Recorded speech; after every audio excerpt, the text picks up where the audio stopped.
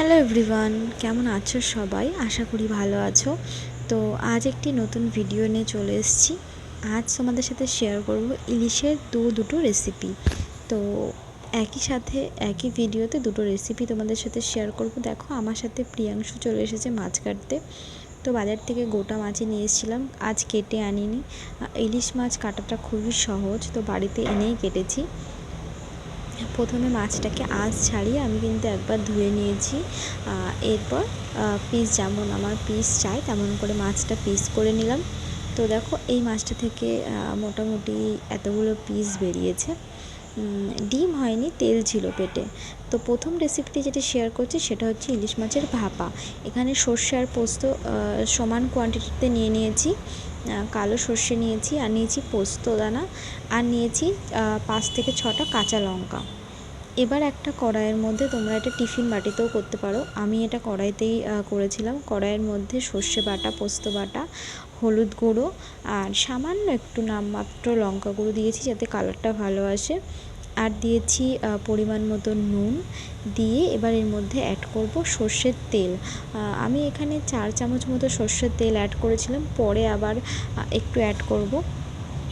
তো সর্ষের তেলটা দিয়ে এটাকে ভালোভাবে মশলাটা মাখিয়ে নিতে হবে।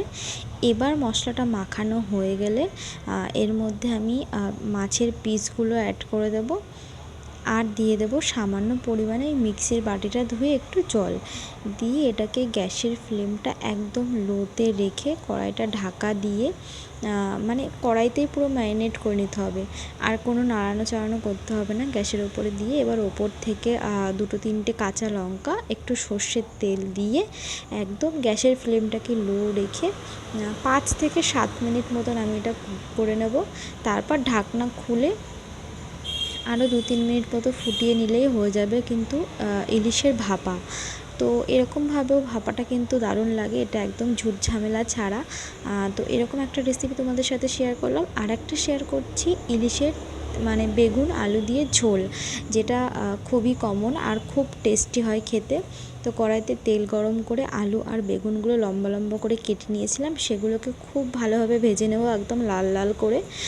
এখানে মাছটা কাঁচাও তোমরা ইউজ করতে পারো, কিন্তু আমার বাড়িতে একটু হালকাভাবে আমি ভেজে নিয়েছি।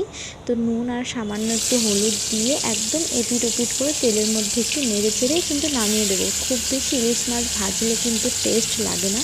তো দেখো, একদম দেখতেই পাচ্ছ একদম হালকা করে ভেজেছি। তো মাছ আর আলু বেগুনটা এখানে আমার ভাজা হয়ে গেছে। এবার ওই তেলের মধ্যে আমি অ্যাড করব কালো জিরে আর কাঁচা লঙ্কা। এই ফোড়নটাকে খুব ভালোভাবে ভাজা করে নিতে হবে, মানে কাঁচা লঙ্কার গায়ের কালারটা যখন চেঞ্জ হয়ে যাবে তখন এর মধ্যে পরিমাণ মতো জল অ্যাড করবে, যতটা কোয়ান্টিটিতে তোমাদের দরকার। বেগুনটা তো ভাজার সময় সেদ্ধ হয়ে গেছে, মেন হচ্ছে আলুটা সেদ্ধ হওয়া। এবার জলটা খুব ভালোভাবে ফুটে উঠলে ওর মধ্যে আমি নুন, হলুদ আর একটু সামান্য জিরে গুঁড়ো, আর কিন্তু কোনো মশলা এর মধ্যে দেবো না। আর সামান্য একটু লঙ্কা গুঁড়ো অ্যাড করেছিলাম। দিয়ে এই ঝোলটাকে খুব ভালোভাবে ফুটতে দেবো 2 থেকে 3 মিনিট। তারপর এর মধ্যে ভেজে রাখা আলু বেগুনটা দিয়ে দেবো। আলুটা সেদ্ধ হওয়া অবধি ফোটাবো, মানে ভাজা তো হয়েই গেছে, 50% মতো সেদ্ধ হয়ে গেছে, আর 2-3 মিনিট মতো ফোটালেই পুরো সেদ্ধ হয়ে যাবে। তো দেখো, এখানে আলুটা সেদ্ধ হয়ে গেছে, ঝোলটাও কিন্তু অনেকটা কমে এসছে। এবার এই ভেজে রাখা মাছগুলো অ্যাড করে দেবো। ভেজে রাখা মাছ অ্যাড করার পর 5 মিনিট মতো ঢাকা দিয়ে ফুটিয়ে নিয়েছি আমি। তো রেডি হয়ে গেছে আলু বেগুন দিয়ে ইলিশের ঝোল, একদম পাতলা, কোনো মশলা ছাড়া। এই ঝোলটা কিন্তু খেতে জাস্ট ফাটাফাটি লাগে, তোমরা অবশ্যই একবার ট্রাই করো। আর কোন রেসিপিটি বেশি ভালো লাগলো অবশ্যই জানিও।